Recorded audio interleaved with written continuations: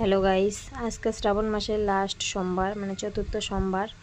তো দেখো শিবের মাথার জল ঢালি চলে আসলাম রেডি হয়ে সকাল সকাল। আর জানো না সকাল সকাল যে এত ভিড় হবে ভাবিরও পাং নাই। তো আমার বাড়ির পাশের মন্দির প্রচণ্ড ভিড় হয়।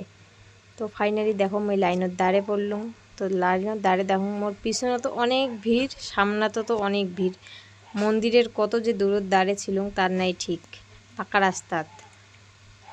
তো অনেক তপস্যা করার পর চলে আসলাম গেটের সামনাত। তো এই যে দেখো সামনা পাশে প্রচণ্ড ভিড়।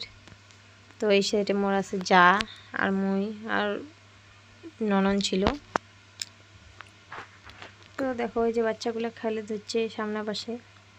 ফাইনালি অনেক কষ্ট করার পর, অনেক তপস্যার পর ভোলে বাবার মন্দির দর্শন করলুম।